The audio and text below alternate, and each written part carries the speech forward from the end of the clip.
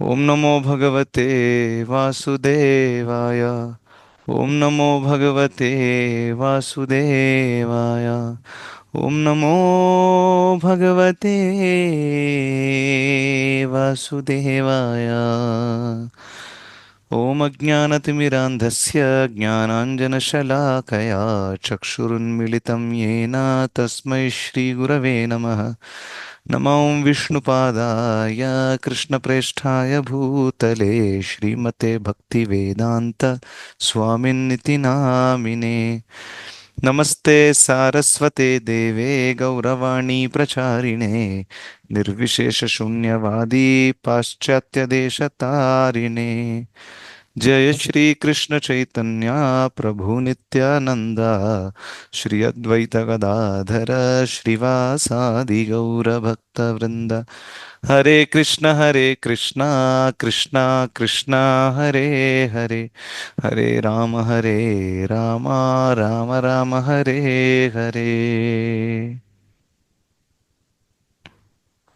హరే కృష్ణ. అందరికీ స్వాగతం ఇవాళ భగవద్గీత క్లాస్కి. అయితే మనం చర్చిస్తున్నది 9వ అధ్యాయము. నిన్న మనము 32వ శ్లోకం చూసాం, రైట్?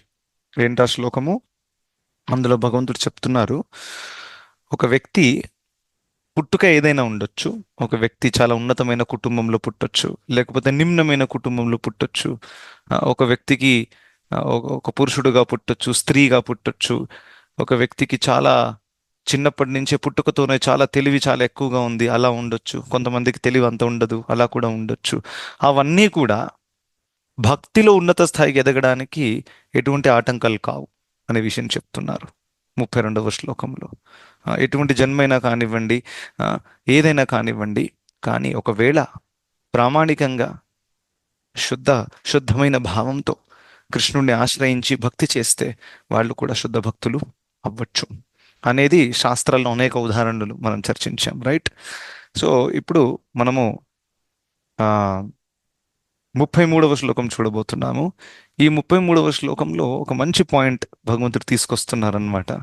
ఇప్పుడు ఏం సిరీస్ నడుస్తుందంటే, భగవంతుడు శుద్ధ భక్తి ఏదైతే ఉందో భక్తి యోగము దాన్ని కీర్తిస్తున్నారు, రైట్? పత్రం పుష్పం నుండి స్టార్ట్ అయింది, రైట్? అక్కడి నుండి స్టార్ట్ అయింది. ఇంకా శుద్ధ భక్తి ఎంత గొప్పదైనటువంటిది.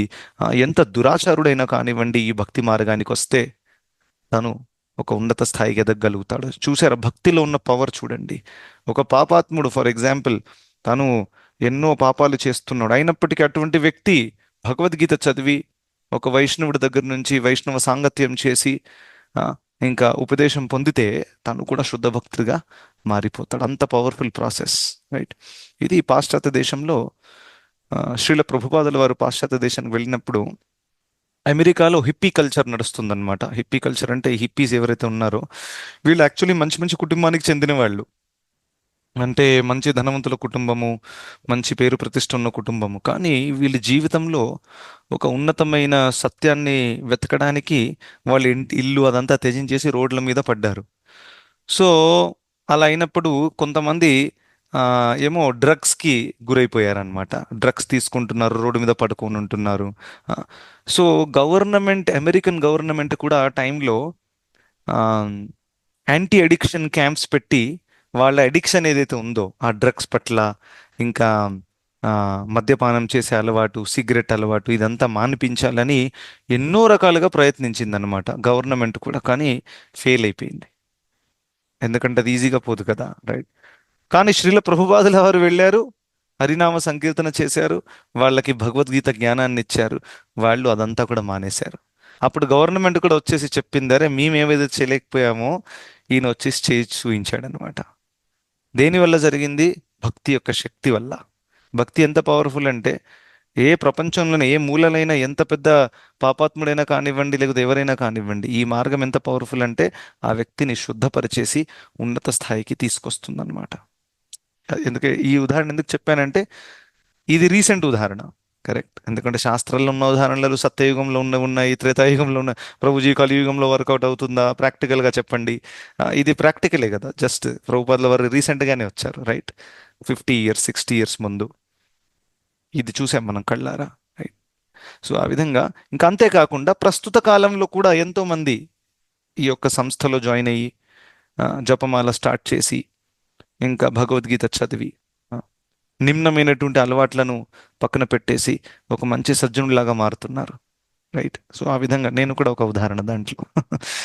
నేను కూడా నా పాత నిమ్నమైన అలవాట్లు పక్కన పెట్టేసి ఈ మార్గంలో కొనసాగించడానికి ప్రయత్నిస్తున్నాను. చూడండి భక్తి ఎంత పవర్ఫుల్. రైట్. సో ఆ విధంగా ఇది ఉదాహరణలు చాలా ఉన్నాయన్నమాట. సో ఇప్పుడు ఈ శ్లోకం 33వ శ్లోకంలో ఒక మంచి పాయింట్ చెప్తారు. ఏంటంటే ఆ, మనమందరం ఈ లోకంలో ఉన్నాము. సో మనకు అనిపించవచ్చు, ప్రభుజీ ఫస్ట్ ఈ లోకంలో ఉన్న ప్రాబ్లమ్ సాల్వ్ చేద్దాం, భక్తి అంతా కూడా తర్వాత చూసుకోవచ్చు. ఎంత ప్రాబ్లం అవుతుంది ఈ లోకంలో. పొలిటీషియన్స్ సరిగ్గా లేరు, గవర్నమెంట్ పట్టించుకోరు, మర్డర్లు జరుగుతున్నాయి, రేపులు జరుగుతున్నాయి, ఏం ఫెసిలిటీ ఏం బాగలేదు. అది ఫస్ట్ సెట్ అవ్వాలి. సమాజాన్ని మార్చుదాం ఫస్ట్, తర్వాత భగవంతుడు భక్తి ఫ్రీ టైం ఉంటే చేసుకోవచ్చు. ఆ విధంగా కూడా కొంతమంది ఆలోచిస్తారు చాలా. అందుకని ఎప్పుడెప్పుడు అంటారనమాట, మీరు ఏం ప్రాక్టికల్ చేస్తున్నారు ఇస్కాన్ వాళ్ళు సమాజం కోసం. సమాజంలో ఇన్ని ప్రాబ్లమ్స్ నడుస్తున్నాయి, మీరేమో రోడ్డు మీద హరే కృష్ణ అనుకుంటూ గంతులేస్తూ ఉంటారు, దాంట్లో ఏం ప్రయోజనం ఉంది, అలా అంటారనమాట. సో ఈ ప్రశ్నకి చాలా ఆ, మంచి జవాబు ఈ శ్లోకంలో కృష్ణుడు ఇవ్వబోతున్నారు. సో అందరం చూద్దాము 33వ శ్లోకం. ఓకే, స్క్రీన్ మీద ప్రభుజీ నేను చదవచ్చా? ఎస్ ప్లీజ్ చదవండి. హరే కృష్ణ ప్రభుజీ. కిం పునర్బ్రాహ్మణాః పుణ్యాః భక్తా రాజర్షయస్తథా అనిత్యమసుఖం లోకం ఇమం ప్రాప్య భజస్వ మాం. ధర్మాత్ములైన బ్రాహ్మణులు, భక్తులు, రాజర్షుల విషయంలో ఇది ఇంకెంత గొప్పగా ఉంటుందో. అందుకే తాత్కాలికము దుఃఖపూర్ణము అయిన ఈ జగత్తుకు వచ్చావు కనుక నా ప్రేమయుత సేవలో నెలకొనవలసింది. హరే కృష్ణ. హరే కృష్ణ ప్రభుజీ. చాలా బాగా చదివారు, perfect pronunciation. Thank you. Thank you Prabhuji.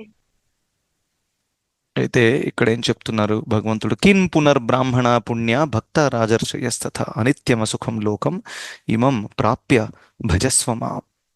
ధర్మాత్ములు, ఆ, బ్రాహ్మణులు, భక్తులు, రాజర్షులు ఎవరైతే ఆ, భగవంతుడి యొక్క ఆ, ఆశ్రయాన్ని తీసుకొని నివసిస్తున్నారో, ఉమ్, వాళ్ళ గొప్పతనం ఎంత చెప్పాలి. ఎందుకంటే వాళ్ళు ఈ అనిత్యమైనటువంటి లోకంలో ఉండి, అసుఖము అంటే సుఖము లేనటువంటి లోకంలో ఉండి కూడా ఆ, వాళ్ళు భగవంతుడి యొక్క భక్తి కంటిన్యూ చేస్తున్నారు. రైట్. దాని వెనకాల సింపుల్ అండర్స్టాండింగ్ ఉంది. రైట్. సి చూడండి, భగవంతుడు ఇక్కడ ఏం చెప్తున్నారంటే ఇంపార్టెంట్ పాయింట్, ఈ భౌతిక జగత్తులో ఉండి బెస్ట్ పని ఏంటంటే భక్తి చేయడం. అందరికంటే బెస్ట్ పని. దీన్ని best use of bad bargain అంటారు. విన్నారు ఎప్పుడైనా? Best use of bad bargain అంటే ఏంటంటే, ఒక భక్తుడు వెళ్ళి ధోతి కొనుక్కున్నాడు. సో ధోతి 600 రూపీస్ అంటే ఆయన వేరే షాప్కి వెళ్ళాడు. అక్కడ అన్నారు 150 రూపీస్కి ధోతి ఇస్తామని. సో 150 రూపీస్కి ధోతి అనగానే డౌట్ రావాలి, కరెక్టా కదా? 150లో ధోతి రాదు. హ్యాండ్ కర్చీఫే 100 రూపాయలు అవుతుంది ఈ కాలంలో. సో 150లో ధోతి అని తీసుకున్నాడు. ఇంటికి వెళ్ళి చూస్తే దాని ఎంత లో క్వాలిటీ ఉందంటే, ఇక్కడ నుంచి చూస్తే వెనకదంతా కనిపిస్తుంది అనమాట. ధోతి ట్రాన్స్పరెంట్ ధోతి. ఇక అది రిటర్న్ కూడా చేయరాదు. బ్యాడ్ బార్గెన్ జరిగిందనమాట. అర్థమైందా? బ్యాడ్ బార్గెన్ అంటే తక్కువ డబ్బులు ఇచ్చాను కానీ మోసపోయాను. దీని విలువ 50 రూపాయలు కూడా కాదు, అంత లో క్వాలిటీ ధోతి దొరికింది ఆయనకి అన్ని డబ్బులు పెట్టి. సో తను ఏం చేశాడు, ఇప్పుడు ఉన్నది కదా, మన ఇండియన్ మెంటాలిటీ ఎలా ఉంటుంది, ఏదైనా కానీ దాన్ని ఏదో ఒక రకంగా ఉపయోగించాలి. కరెక్ట్. మనం వదిలేయం. రైట్. ఫర్ ఎగ్జాంపుల్ ఒక కొత్త టీషర్ట్ తీసుకుంటాము, అది చినిగేదాకా వేసుకుంటాం. కరెక్ట్. చినిగి దాంట్లో రంధ్రాలు వచ్చిన తర్వాత కూడా రాత్రి పడుకోవడానికి వేసుకుంటాం. కరెక్ట్. ఆ రంధ్రాలు వచ్చి మొత్తం 2 ముక్కలైన తర్వాత దాన్ని ఇంట్లో తూర్చుకోవడానికి గుడ్డగా మార్చేసి ఉపయోగించుకుంటాం. That is India. Right. So ఆ విధంగా ఈ ధోతిని కూడా తను ఏం చేశాడు, ఒక 4-5 ముక్కలుగా కత్తిరించేసి ఇంట్లో ఇల్లు తూర్చడానికి ఉపయోగించుకున్నాడు. ఏం చేయము, this is known as best use of bad bargain. తప్పు జరిగింది, దాన్ని నేను ఇప్పుడు ఏం చేయరాదు, ఉన్నదాన్ని ఎలా ఉపయోగించను. సరే ఈ సన్నగా ఉంది గుడ్డ, టేబుల్ క్లీన్ చేయడానికి, గిన్నెలు క్లీన్ చేయడానికి, దానికోసం ఉపయోగించుకుందామని పెట్టుకున్నాడు. 4-5 పీసులు కట్ చేశాడు అనమాట. ఎందుకు ఉదాహరణ చెప్తున్నాను? ఇది ఎందుకంటే మనం భౌతిక జగత్తులో ఉన్నాం, దాన్ని మార్చరాదు. బ్యాడ్ బార్గెన్ జరిగింది, మనం మోసపోయాం. మోసపోయాం అంటే మనల్ని మనమే మోసం చేసుకున్నాం. కరెక్ట్. చూడండి అక్కడ కూడా ఆ ధోతి ఉదాహరణలో యాక్చువల్గా ఆ భక్తుడు ఎవరైతే 150 ధోతి కొన్నాడో యాక్చువల్లీ తనే తనని మోసం చేసుకున్నాడు. ఎందుకంటే ఇది కామన్ సెన్స్, 150 రూపాయలకు ధోతి రాదు. వచ్చినా కానీ ఎప్పుడైనా ఒక ప్రోడక్ట్ తీసుకుంటున్నప్పుడు చెక్ చేసి తీసుకోవాలి, మొత్తం ఓపెన్ చేసుకొని. కరెక్టా? సో ఆ రక ప్రకారం చూస్తే తన కేర్లెస్నెస్ వల్లనే తను ఆ ప్రాబ్లంలో చిక్కాడు. అదేవిధంగా మనం కూడా మన యొక్క స్వేచ్ఛని దుర్వినియోగం చేసి ఈ భౌతిక జగత్తుకి వచ్చేసాం. ఇప్పుడు వచ్చిన తర్వాత అరే నాకు ఇలా ఏంటి, ఇలా జరుగుతుంది ఏంటి, అలా జరుగుతుంది ఏంటి అని ఏడవడం ద్వారా ఉపయోగము లేదు. ఆ భక్తుడు ఎంత ఏడ్చినా కానీ ఆ ధోతి మారుతుందా? మారదు. ధోతి సడన్ గా హై క్వాలిటీ అయిపోయి ఏడవకండి ఏడవకండి అలా అవుతుంది, అవ్వదు. అదేవిధంగా భౌతిక జగత్తుని మనం మార్చరాదు. విషయం గుర్తుపెట్టుకో. అనిత్యం, అసుఖం, ఈ రెండు పదాలు ఇక్కడ ఉపయోగించారు కృష్ణుడు. ఆ, ఆ, వేరే శ్లోకంలో దుఃఖాలయం అశాశ్వతం అని చెప్పారు. రైట్. ఇక్కడ అనిత్యం, అసుఖం, సిమిలర్ వర్డ్స్. రైట్. సో ఏం చెప్తున్నారంటే ఇది అనిత్యము అసుఖమైనటువంటి లోకము, దీన్ని మార్చడానికి ప్రయత్నించకండి. మరి ఏం చేయాలి సార్? బెస్ట్ ఏంటంటే భక్తి చేయండి, ఇక్కడి నుంచి పర్మనెంట్గా బయటకు వచ్చేసేయండి.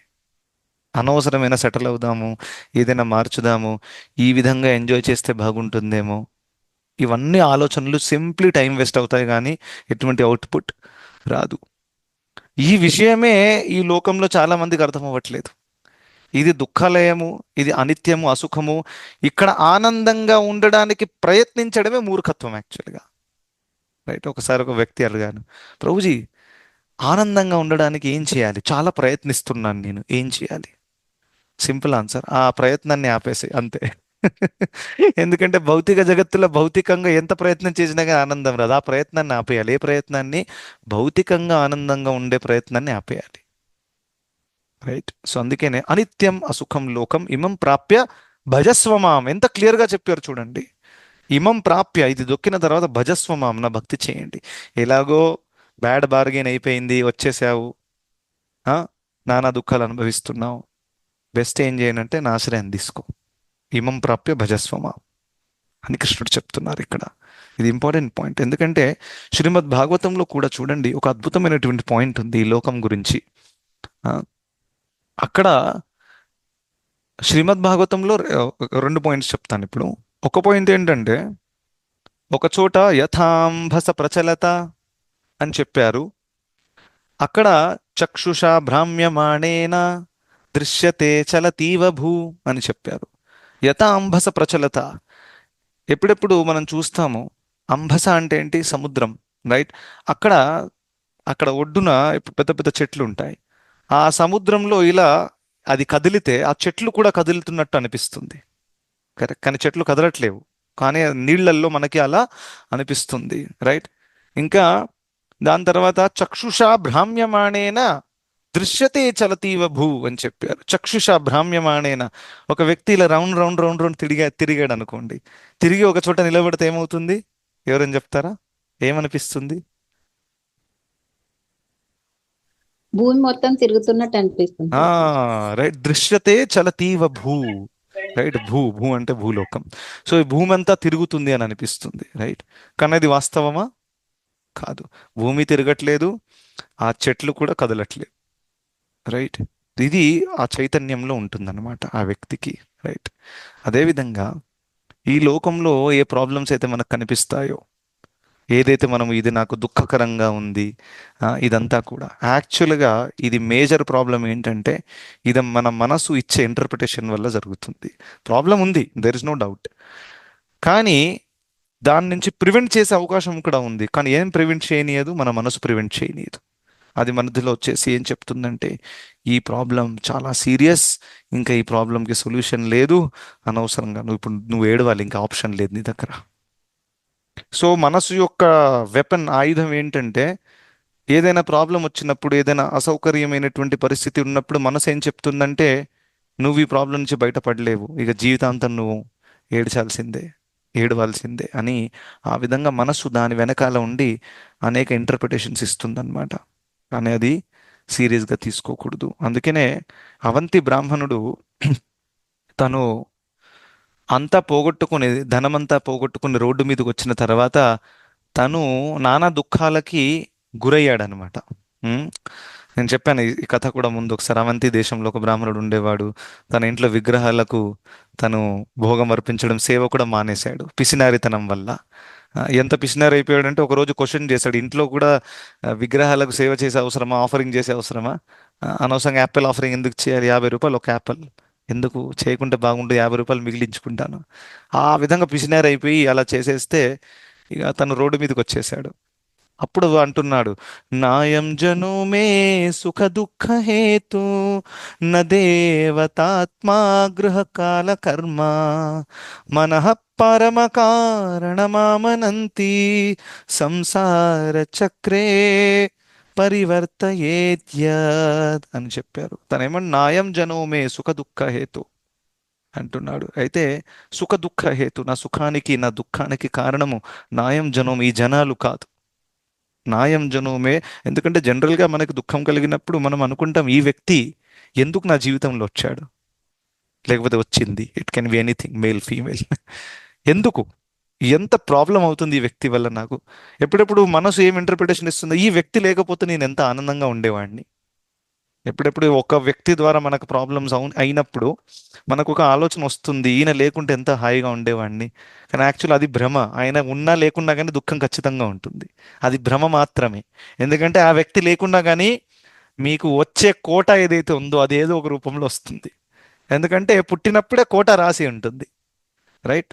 ఆల్రెడీ అక్కడ స్టాంప్ కొట్టేస్తారు, బ్రహ్మ విధి ఏదైతే రాస్తారో తలరాత, అందులో స్టాంపింగ్ ఉంటుంది ఆల్రెడీ. ఈయన ఇక్కడ పుడతాడు, శ్రీనివాస్ చెరుకు, ఇంకా 12 కిలోల దుఃఖము, ఇంకా 20 కిలోల సుఖము, కిలోగ్రాములు పెట్టేసి స్టాంప్ కొట్టేసి రిలీజ్ చేస్తారు. సో ఆ 12 కిలోల సుఖము, 20 కిలోల దుఃఖము నేను ఎంత ప్రయత్నించినా కానీ అది ఖచ్చితంగా నేను అనుభవించాల్సిందే, రైట్? సో ఒక రకంగా తప్పించుకుంటే అది వేరే రకంగా వస్తుంది. సో అదేవిధంగా ఇటువంటి ఆలోచనకి మనం గురవ్వకూడదు. ఏంటి ఆలోచన?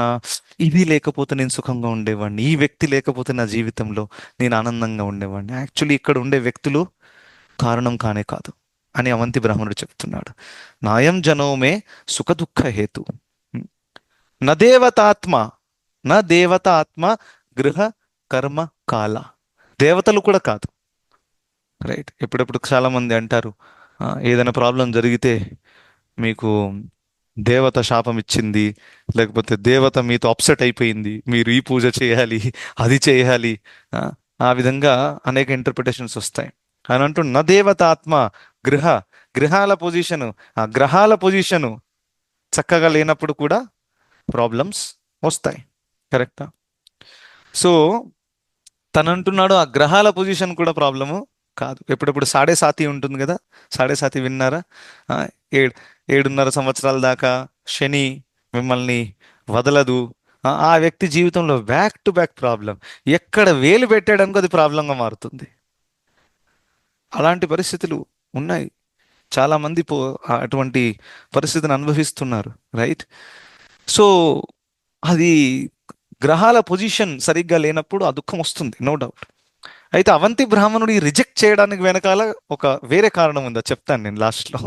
అయితే చూడండి, అవంతి బ్రాహ్మణుడు అన్నాడు జనాలు కారణం కాదు, నేను కూడా అంటే దాని తర్వాత దేవతలు కారణం కాదు, గ్రహాలు. యాక్చువల్లీ దేవతలు కూడా కారణం ఉంటారు, గ్రహాలు, ఎందుకంటే ఆది దైవిక దుఃఖము అంటే దేవతల ద్వారా వచ్చింది. ఆ, ఇంకా గ్రహాలు కూడా ఉంటాయి, గ్రహాల పొజిషన్ కూడా అది ఇన్ఫ్లుయెన్స్ చేస్తుంది ఒక వ్యక్తి దుఃఖాన్ని సుఖాన్ని. అందుకనే పుట్టగానే చార్ట్ తయారు చేస్తారు, కుండలి చూస్తారు, తెలుగులో ఏమంటారో తెలియదు నాకు. సో ఆ విధంగా చూసి వాళ్ళంతా కూడా చెప్తారు ఈ వ్యక్తికి ఫ్యూచర్లో ఏమవ్వబోతుంది, ఏమవుతాడు, ఏ టైంలో ఈయనకు దుఃఖం రాబోతుంది, ఈయనకు బెస్ట్ సూటబుల్ కలర్స్ ఏంటి, లక్కీ కలర్స్ ఏంటి, లక్కీ స్టోన్స్ ఏంటి. కొంతమంది ఇలా ఉంగరాలు వేసుకుంటారు, ఇలా లక్కీ చైన్ వేసుకుంటారు. ఇవన్నీ కూడా చేస్తారనమాట, గ్రహాల యొక్క ఇన్ఫ్లుయెన్స్ కొంచెం తగ్గడానికి, లేకపోతే దానికి అనుకూలంగా ఉండడానికి.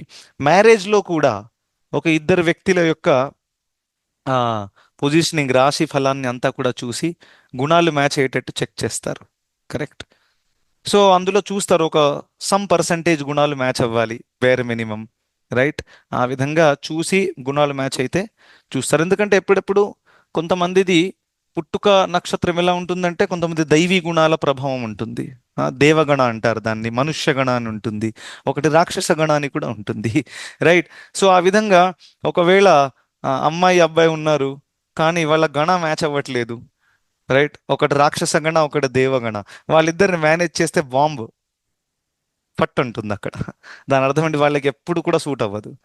అందుకనే ఈ రాశి చూసి ఈ అంతా కూడా ప్రాపర్ మ్యాచింగ్ చేసి చెక్ చేసి పెళ్లి చేయిస్తారు మన ఆ, వైదిక సంప్రదాయంలో కూడా. And it is very important. Correct.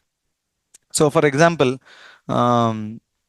దేవ ఆ, గణ ఉన్నటువంటి అబ్బాయి ఉన్నాడు అనుకోండి ఫర్ ఎగ్జాంపుల్, ఆర్ రివర్స్ తీసుకోండి, దేవగణ ఉన్నటువంటి అమ్మాయి ఉంది, ఇంకా రాక్షస గణ ఉన్నటువంటి అబ్బాయి ఉన్నాడు, అంటే పుట్టుక నక్షత్రం ద్వారా మీరు చూస్తే వాళ్ళిద్దరికి చేసేసారు అనుకోండి, ఇట్ విల్ బి టెరిబుల్ యాక్చువల్గా. రైట్. సో ఆ విధంగా మ్యాచింగ్ చేస్తారు, గ్రహాల పొజిషన్ అవన్నీ కూడా చూస్తారు, ఎందుకంటే దాని ప్రభావం కూడా ఉంటుంది. It is important. Right. So ఆ విధంగా తను గ్రహాలు కూడా కాదు అని చెప్తున్నాడు. నా దేవతాత్మ గ్రహ కాల కర్మ, కాలము కూడా కాదు, కర్మ కూడా కాదు. కర్మ కూడా అంటే ఇక్కడ ఇది కూడా రిజెక్ట్ చేశాడు, నేను పూర్వంలో ఏదో కర్మ చేశాను దానివల్ల వచ్చిందని కూడా కాదంటున్నాడు తను. దీని వెనకాల చాలా డీప్ పాయింట్ ఉంది. లాస్ట్ దాకా వినండి, పిక్చర్ అవి బాకీ హే. సో ఇదంతా కూడా కాదంటుండ, వాస్తవానికి చూస్తే ఇవన్నీ కారణాలే. కరెక్టా కాదా? మన కర్మ కూడా కారణము, గ్రహాలు కూడా కారణము, దేవతలు కూడా కారణము. రైట్. కానీ ఇదంతా కాకుండా మనః పరమ కారణం అని చెప్తున్నాడు. అయితే ఇవన్నీ కారణాలు కాదు అని రిజెక్ట్ చేయలేదు, పరమ కారణం ఏంటో తను చెప్తున్నాడు. ఒక వ్యక్తి దుఃఖానికి పరమ కారణము తన మనసు. మనః పరమ కారణం ఆమనంతి అని చెప్తున్నాడు. ఇవన్నీ కూడా ఉన్నప్పటికీ దానికంటే అందరికంటే పెద్ద ప్రాబ్లం ఏంటి? మన మనసు. అవి అంత పెద్ద ప్రాబ్లమ్స్ కావు చూడబోతే. ఎందుకంటే మనసు నియంత్రణలో ఉంటే, మనసు సరిగ్గా ఉంటే, ఇవన్నీ ప్రాబ్లమ్స్ ఉన్నప్పటికీ దాన్ని మనం ఈజీగా ప్రాసెస్ చేసుకోవచ్చు. కానీ మనసే సరిగ్గా లేనప్పుడు, ఇవన్నీ జరిగినప్పుడు దాన్ని మనసు ఏం చేసేస్తుందో దాన్ని ఇంత పెద్దగా చేసి చూయిస్తుంది. సో అందుకనే పరమ కారణమంతి సంసార చక్రే. ఈ మనసు వల్లనే, ఈ నియంత్రణ లేని మనసు వల్లనే సంసార చక్రే పరివర్తయేది. అది సంసార చక్రంలో ఒక జీవాత్మ ఎందుకు తిరుగుతుంది? జన్మ జన్మాంతరములు 84 లక్షల యోనులు ఉన్నాయి జీవరాశులు, తిరుగుతూనే ఉంది. విముక్తి కలగట్లేదు. దేనివల్ల? మనసు వల్లనే. ఎప్పటిదాకైతే మనసు కలుషితంగా ఉంటుందో, ఎప్పటిదాకైతే మనసులో భౌతిక కోరికలు ఉంటాయో, అప్పటిదాకా ఆత్మకి మోక్షం దక్కే అవకాశము లేదు. సూక్ష్మ శరీరం, మనసు అంటే సూక్ష్మ శరీరం ప్రత్యేకంగా, అందులో భౌతిక కోరికలు ఉన్నందువల్ల, భౌతిక కల్మషం ఉన్నందువల్ల దానికి ఒక స్థూల శరీరం కావాలి ఆ తీర్చడానికి. అందుకనే జన్మం ఎత్తుతుంది, మళ్ళీ మృత్యు అవుతుంది, జన్మం ఎత్తుతుంది, మృత్యు అవుతుంది. రైట్. సో ఆ విధంగా అవంతి బ్రాహ్మణుడు అద్భుతమైన పాయింట్ మనః పరమ కారణం ఆమనంతి అని చెప్పాడు. యాక్చువల్గా పెద్ద ప్రాబ్లం ఏంటంటే ఈ మనసు. రైట్. సో అందుకనే ఈ మనసుని నియంత్రించడము, ఈ మనసును శుద్ధపరచడం చాలా చాలా ఇంపార్టెంట్. 6వ అధ్యాయంలో కృష్ణుడు మనసు గురించి చెప్పారు. ఎందుకంటే నేను చాలాసార్లు చెప్తాను ఈ పాయింట్. మన ఆధ్యాత్మిక జీవితంలో ఏదైనా ఆటంకం ఉంటే అది ఒక్కరే, వేరే ఎవరు కాదు, అది మన మనసు. మీ పరిస్థితులు, మీ జాబు, కుటుంబ సభ్యులు, ఆరోగ్యము అంతా సెకండరీ. అవి కూడా అవ్వచ్చు, కానీ సెకండరీ. అంటే అవి అంత పెద్ద ప్రాబ్లమ్స్ కావు. అందరికంటే పెద్ద ప్రాబ్లం మనసు. దీన్ని నియంత్రిస్తే విశ్వం పూర్ణం సుఖాయతే. ఒక భక్తుడు ఏమంటున్నాడంటే శాస్త్రాలు, విశ్వం పూర్ణం సుఖాయతే కైవల్యం నరకాయతే. అంటే తను ఏమంటాడంటే ఈ లోకము దుఃఖపూరితమైనది. కరెక్ట్. ఇక్కడెక్కడ చూసినా దుఃఖం ఉంది. ఇక్కడ కృష్ణుడు కూడా చెప్పారు అనిత్యమ సుఖం లోకం.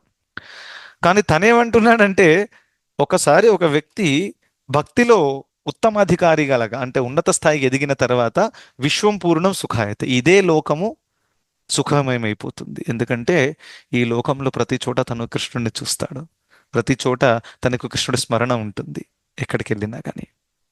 రైట్. దీన్ని జీవనముక్త అవస్థ అంటారు. జీవనముక్త అంటే ఆ వ్యక్తికి ఇంకా మోక్షం దక్కలేదు, తను ఈ లోకంలోనే ఉన్నాడు, ఈ శరీరంలోనే ఉన్నాడు, కానీ ఈ భౌతిక ప్రకృతి యొక్క ప్రభావం కొంచెం కూడా అవ్వట్లేదు. అంటే ఇక్కడ ఉండి ముక్త పురుషులు అని అంటారు కదా, ముముక్షు అంటే ఎవరైతే మోక్షాన్ని కోరుకుంటున్నారో, ఇంకా జీవనముక్త అంటే ముక్తి దక్కింది. ఈ యొక్క శరీరంలో ఉండి కూడా వాళ్ళకి ముక్తి దక్కింది. ఆ స్థాయికి రావచ్చు. ఇది మనం అందరం కూడా రావచ్చు. ఇదేదో శాస్త్రాలు ఋషిమునులకు అయ్యేటటువంటి ప్రక్రియ. ప్రభుజీ మనం ఏంటి, మనకు అందరం కూడా రావచ్చు ఒకవేళ మనం సిన్సియర్గా భక్తి చేస్తే. ప్రత్యేకంగా హరే కృష్ణ మహామంత్రాన్ని సిన్సియర్ భావంతో, వినమ్రత భావంతో ధ్యానపూర్వకంగా జపిస్తే, వైష్ణవుల సేవ చేస్తే, శాస్త్ర అధ్యయన చేస్తే. ఆ, సో ఈ విధంగా భక్తి మార్గము ఏదైతే ఉందో అది మనల్ని, మన చైతన్యాన్ని ఎంత ఉన్నత స్థాయికి ఎదిగి తీసుకెళ్తుందంటే, ఈ లోకంలో ఏం ప్రాబ్లమ్స్ నడుస్తున్నాయి, ఎవరు నన్ను అవమానిస్తున్నారు, ఎవరు నా గురించి బ్యాక్ బైటింగ్ చేస్తున్నారు, ఆ, ఇవన్నింటితో భక్తుడు అతీతుడు అయిపోతాడనమాట. ఇది ఎలా అంటే సింపుల్ ఉదాహరణ, మనం సముద్రంలో ఉన్నాము, అలలు కొట్టుతున్నాయి. సముద్రంలో ఉన్నప్పుడు ఈ అల ఇక్కడి నుంచి కొట్టింది, ఆ అల అక్కడి నుంచి, అటు ఇటు దెబ్బలు తింటున్నాం మనం. కానీ అకస్మాత్తుగా ఒక హెలికాప్టర్ వచ్చేసి నన్ను ఇలా ఎత్తేసింది మంచిగా. అప్పుడు కిందికి చూస్తే అలలు కొడుతున్నాయి, కానీ నాకేమైనా అవుతుందా? అవ్వట్లేదు. దీన్ని అంటారు అతీతులైపోవడం అన్నమాట, గుణాతీతులైపోవడం. మాంచయో వ్యభిచారేణ భక్తి యోగేన సేవతే, 14 చాప్టర్లో కృష్ణుడు చెప్తారు. సగుణాన్ సమతీతైతాన్ బ్రహ్మ భూయాయ కల్పతే అని చెప్పారు. అవ్యభిచారేణ, ఫెయిల్ అవ్వకుండా చేసే భక్తి, మాంచయో భక్తి యోగేన సేవతే, భక్తి యోగముతో నా సేవ చేస్తే సగుణాన్ సమతీతైతాన్, వాళ్ళు దీని నుంచి పూర్తిగా అతీతులైపోతారు. అంటే ఏం నడుస్తుంది, ఆ, దానితో అసలు ప్రభావమే లేదనమాట. ఆ స్థాయి ఎంత గొప్ప స్థాయి ఒకసారి అప్పుడు మన కర్మల యొక్క ఫలితాలు మనకు రావచ్చు. కర్మల ఫలితాలు పోతాయని చెప్పట్లేదు, గ్రహాల పొజిషన్ చేంజ్ అవుతుందని చెప్పట్లేదు, ఇతరులు మిమ్మల్ని అవమానించడం ఆపేస్తారని కూడా చెప్పట్లేదు. అన్నీ నడుస్తాయి, కానీ మీకు ఎఫెక్ట్ అవ్వదు. వాన పడుతుంది, కానీ మీరు రెయిన్ కోట్ వేసుకున్నారు, తడవరు. అదే కదా మనకు కావాల్సింది. వాన ఆగిపోతుందని కృష్ణుడు చెప్పట్లేదు, కానీ తడవకుండా ఉండేటట్టు నేను ఒక సొల్యూషన్ ఇస్తానని రెయిన్ కోట్ వేసుకున్నాను, రెయిన్ కోట్ ఇచ్చారు మనకి. సో భక్తి అనే రెయిన్ కోట్ని మనం వేసుకున్నాం, అది మన మీద ఉంది. ఒకవేళ మనం మనకు ఓవర్ స్మార్ట్ అయిపోయామే, ఏం కాదు నాకు ఇవాళ వర్షం రాదనుకుంటా, అవసరం లేదు, రెయిన్ కోట్ వద్దు, అప్పుడే వర్షం వస్తుంది. ఇంకా తడిసిపోతాం. ఎందుకు అలా? బయటికి వెళ్ళిన వానకాలం కదా, బయటికి వెళ్ళినప్పుడు చూడు ఎంత వాన పడుతుంది హైదరాబాద్లో మొత్తం. సో రెయిన్ కోట్ వేసుకొని వెళ్తే ఇట్ ఈస్ బెస్ట్, సేఫ్. అదేవిధంగా మనం భౌతిక జగత్తులో ఉన్నప్పుడు మాయని చాలా చీప్గా తీసుకోకూడదు. ప్రభుజీ ఇప్పుడు నేను ఉన్నత స్థాయికి వచ్చేసాను, ఇప్పుడు నాకేం కాదు, ఆ, అలా అనుకోకూడదు. ఎప్పుడు కూడా మన సేఫ్టీలో మనం ఉండాలి. మనం మంచిగా భక్తి అనే రెయిన్ కోట్ని వేసుకొని తిరగడం అంటే ఎల్లప్పుడూ కృష్ణుడిని మన హృదయంలో ధరించడం, మన మనసులో ధరించడం.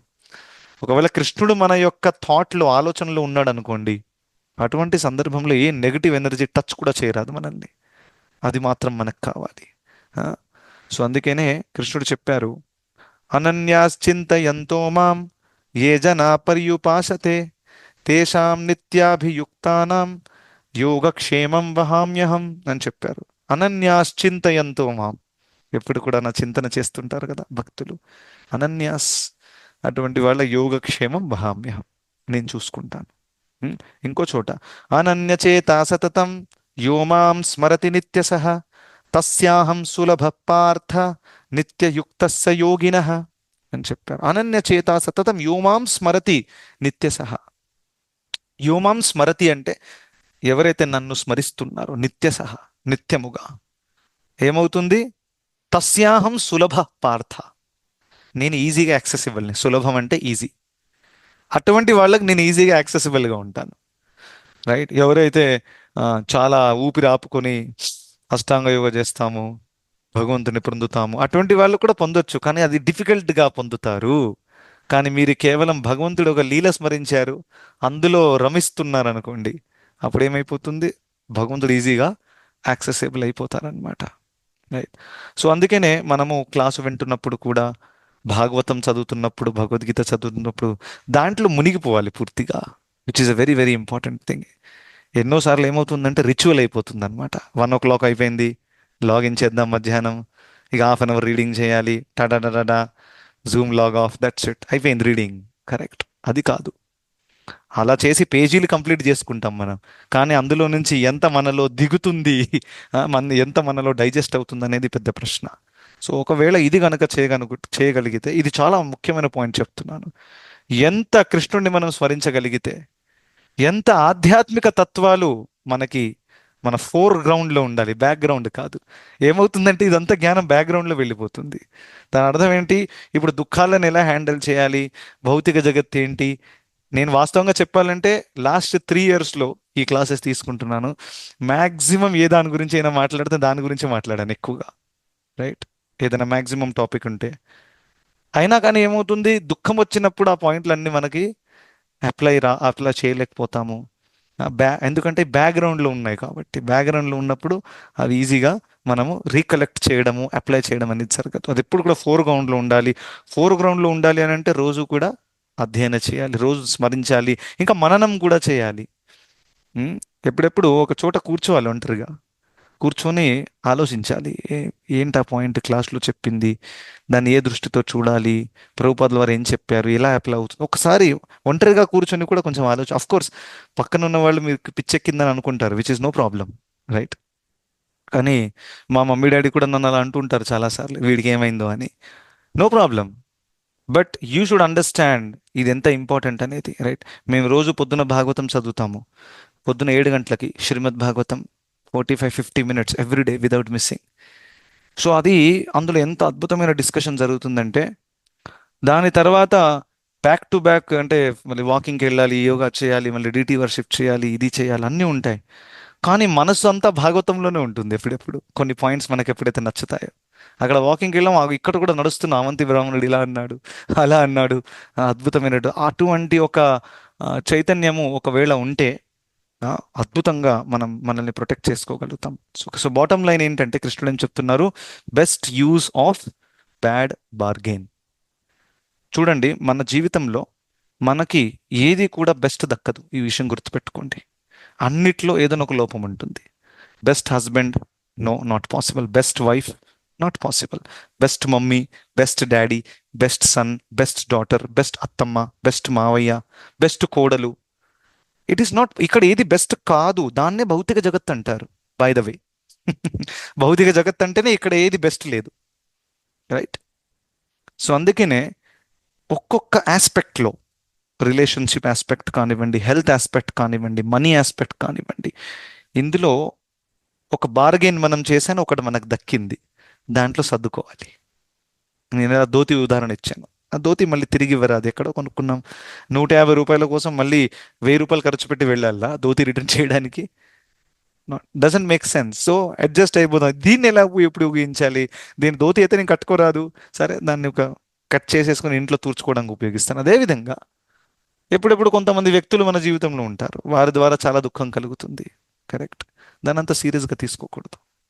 ఈ వ్యక్తితో ఎలా సంబంధం ఉంచుకుంటే మన బండి ముందుకెళ్తుంది అంటే, ఆయన నా గురించి ఏమంటున్నారు, నన్ను తప్పు అంచనా వేశారు, నిందించారు, కొంచెం ఇగ్నోర్ చేసేస్తే పర్వాలేదు, కరెక్ట్? అదే ధోతి ఉదాహరణ అగైన్, నన్ను మోసం చేశాడు, 150 రూపాయలు తీసుకొని కూడా నాకు ఇలాంటి ధోతి. ఎంత ఆలోచించినా కానీ దాని సొల్యూషన్ రాదు, ఇజ్ ఇట్ నాట్? ధోతి మారదు. సిమిలర్లీ, ఎందుకు ఇలా జరుగుతుంది, ఎందుకు ఇలా జరుగుతుంది, ఎందుకు ఇలా వి నో ద ఆన్సర్. ఎందుకు ఇలా జరుగుతుంది? కర్మణా దైవ నేత్రేణ జంతుర్దేహోపపత్తయే. We know the answer. మన పూర్వంలో చేసిన కర్మల వల్ల జరుగుతుంది. చాలా సింపుల్, 1 లైన్ ఆన్సర్. కానీ కానీ ఇప్పుడు నా కంట్రోల్ ఏమి, ఇప్పుడు నా గోల్ ఏంటి, రైట్? నేను కృష్ణుడి వైపు వెళ్ళాలి, నేను భగవద్ధామానికి వెళ్ళాలి. సో బెస్ట్ భక్తి మీద ఫోకస్ చేద్దాం. ఈ వ్యక్తితో ఏం ఏం బెస్ట్ రిలేషన్ ఏ విధంగా ఉంచుకోగలగాలి అనేది ప్రయత్నించాలి, కరెక్ట్? ఇది బెస్ట్ కాకపోవచ్చు. Similarly health also. For example, నేను పుట్టినప్పుడే నాకు ఒక రోగం ఉందనుకోండి, ఒక రకమైన రోగం. సో నేనేం చేయాలి? సార్ దాంతో సర్దుకుంటాను కదా. నేను పుట్టినప్పుడు నాకు ఒక కాలు లేదనుకోండి, కాలు లేకుండా కూడా బ్రతుకుతున్నారు కదా చాలా మంది, కరెక్టా కాదా? అలా అని సర్దుకుంటారా లేదా అందరూ? అదేవిధంగా భక్తిలో మనం ప్రయాణం చేస్తున్నప్పుడు భౌతిక ప్రాబ్లమ్స్ ఏవైతే ఉన్నాయో దాన్ని ఎప్పుడు కూడా సీరియస్గా, పర్మనెంట్గా తీసుకోకూడదు. మనసు యొక్క పెద్ద ఆయుధం నేను ఆల్రెడీ చెప్పాను. అది ఎలా మనకి కన్విన్స్ చేస్తుందంటే, ఈ ప్రాబ్లం చాలా పెద్దది, ఈ ప్రాబ్లం శాశ్వతము, నువ్వు ఇంకా ఏడవలసిందే అని అలాంటి కన్విక్షన్ మనకి ఇస్తుంది మనసు. ఆ మనసును నమ్మకూడదు ఎప్పుడు కూడా. యాక్చువల్గా ఏ ప్రాబ్లం కూడా కృష్ణుడి కంటే పెద్దది కాదు. ఏ ప్రాబ్లం అయినా కానివ్వండి, కృష్ణుడి కంటే పెద్దది కాదు. అందుకని కృష్ణుడి ఆశ్రయం తీసుకుంటే we will be very safe. ఎంత పెద్ద ప్రాబ్లం వచ్చినా కానీ దాన్ని హ్యాండిల్ చేసే యొక్క శక్తి మన దగ్గర కృష్ణుడు ఇస్తారనమాట. సో అందుకనే ఈ శ్లోకంలో సారం ఏంటి? Best use of bad bargain. భౌతిక జగత్తుకు వచ్చామండి, ఆ, తప్పు జరిగిపోయింది. ఇప్పుడు ఏదో బటన్ నొక్కేసి వెళ్ళరాదు మనం అకస్మాత్తుగా, దానికోసం ప్రైస్ పే చేయాలి. ఉం? సో అందుకని ఆ ప్రైజ్ ఏంటి? భక్తి మార్గంలో మనం సంకల్పం తీసుకొని కమిట్మెంట్స్ తీసుకోవాలి. కమిట్మెంట్స్ తీసుకొని భక్తి మార్గం మంచిగా ఒక వైష్ణవుల ఆశ్రయంలో ఉండి భక్తి చేస్తే అప్పుడు ఏమవుతుంది? Best use of bad bargain అవుతుంది. ఇది బెస్ట్ అన్నమాట. ఎందుకంటే మిగతావి ఎక్కువగా మనం మార్చలేం, రైట్? సో ఇందులో ఒక అడ్వాంటేజ్ ఏమవుతుందంటే, దీని ద్వారా మన చైతన్యము ఎంత ఉన్నత స్థాయికి ఎదుగుతుందంటే మనసు కూడా శుద్ధమైపోతుంది, రైట్? చేతో దర్పణ మార్జనం భవమహాదావాగ్ని నిర్వాపణం అని చెప్పారు. చిత్తము శుద్ధమైపోతుంది. ఆ ఆ విధంగా జరిగినప్పుడు ఏమవుతుందంటే, ఇక ఈ ప్రాబ్లమ్స్ వచ్చినప్పటికీ మనసు నెగిటివ్ రియాక్షన్ ఇవ్వదు, అన్నిటినీ పాజిటివ్గా చూడడము మొదలు పెడుతుంది. ఎంత అద్భుతమైనటువంటి ఇది! ఆటోమేటిక్గా అయిపోతుంది అనమాట. ఒకవేళ కమిటెడ్గా ఎవరైతే భక్తి చేస్తున్నారో, కృష్ణుడే సర్వస్వము, ఆ, నేను ఎలాగో అలాగా నేను నా మాలలు చేసుకోవాలి, ఇంకా నా విద్యుక్త ధర్మం అంతా ప్రాపర్ బ్యాలెన్స్ అండర్స్టాండింగ్తో కమిట్మెంట్తో చేస్తున్నారో, సీరియస్నెస్తో చేస్తున్నారో, అటువంటి వాళ్ళ మనసు ఉన్నత స్థాయికి ఎదుగుతుంది. అప్పుడు వాళ్ళు ఈ ప్రాబ్లమ్స్ని చాలా చాలా ఈజీగా హ్యాండిల్ చేసుకోగలుగుతారు, రైట్? సో అందుకనే it is a very very important question. మనం చూస్తాము మహాభారతంలో కూడా అనేక లీలలు ఉన్నాయి. ఆ, ఎప్పుడైతే వీళ్ళు ఆ, ఆ, వనవాసంలో ఉన్నారో పాండవులందరూ కూడా, ఆ, యుధిష్ఠిర్ మహారాజు అక్కడ నేల మీద కింద పడుకున్నారు.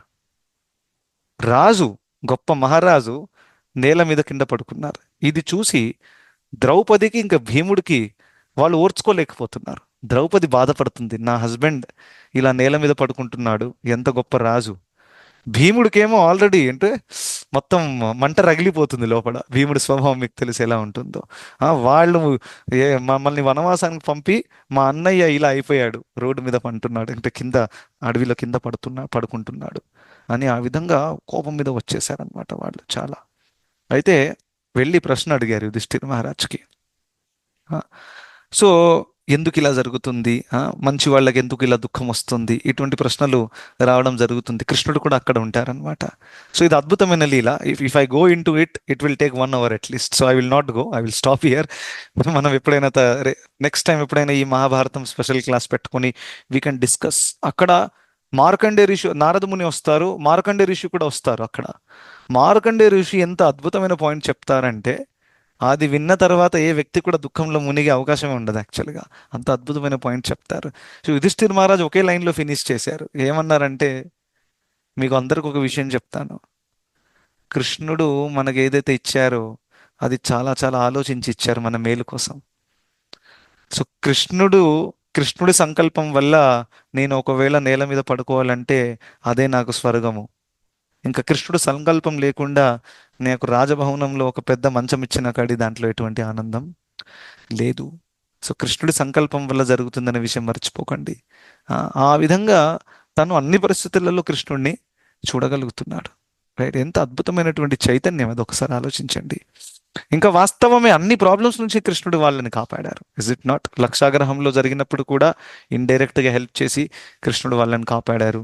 భీముడికి పాయిజన్ ఇచ్చారు, రైట్? ఈ దుశ్శాసనుడు, దుర్యోధనుడు ఇద్దరు కలిసి మొత్తం పాయిజన్ ఇచ్చేసి పెద్ద రాయితో వాళ్ళని కట్టేసి ఆ నదిలో వేసేసారు కిందికి మునిగిపోవాలని. అక్కడ కూడా ఆయనకి సంరక్షింపబడ్డాడు. అన్ని పరిస్థితులలో కృష్ణుడు సంరక్షించారు. అదే పాయింట్ కుంతి మహారాణి కూడా తన ప్రార్థనలో చెప్తుందనమాట. సో ఈ విషయం మనం ఎప్పుడు మర్చిపోకూడదు. ఒకసారి కృష్ణుడు ఆశ్రయం తీసుకుంటే కృష్ణుడి హెల్ప్ మనం అనుకోని విధంగా కూడా రావచ్చు. మన బుద్ధి ఎంత ఉందో చెప్పండి, చిన్న బుద్ధి. మనం ఏమైనా కృష్ణుడి ప్లాన్ అర్థం చేసుకుంటామా? అంత తెలివి ఉందా మనకి? నాకైతే లేదు. కనీసం నా జీవితం ఏం నడుస్తుందో, ఫ్యూచర్లో ఏం రాబోతుందో అనేక ఆలోచనలు నాకు ఉండొచ్చు. కానీ ఇది కృష్ణుడి ప్లాన్ అని స్వీకరించడం బెస్ట్. కృష్ణుడి ప్లాన్ ఎగ్జాక్ట్లీ ఏంటి నాకు తెలియాలి. ఇప్పుడు నేను హైదరాబాద్కి వచ్చాను, నెక్స్ట్ ఏ సిటీకి వెళ్తాను, నాకు ఎగ్జాక్ట్ ప్లాన్ తెలియాలి. No, you don't know, you cannot know that, right? కృష్ణుడి ప్లాన్ ఏదైతే ఉందో యాక్సెప్ట్ చేసి ముందుకెళ్తే మనం పీస్ఫుల్గా ఉంటాం. సో ఆ విధంగా యుధిష్ఠిర్ మహారాజ్ అద్భుతమైనటువంటి పాయింట్ చెప్పారు. It is very very important. కిం పునర్బ్రాహ్మణ పుణ్య భక్త రాజర్షయస్తత, ఈ శ్లోకంలో అదే చెప్పారు. బెస్ట్ ఏం చేయాలంటే భక్తి మీద ఫోకస్ చేయాలి, ముందుకెళ్తూ ఉండాలి. ఇహలోక శాంతి పరలోక ప్రాప్తి రెండు దక్కుతాయి. Thank you so much. Hare Krishna.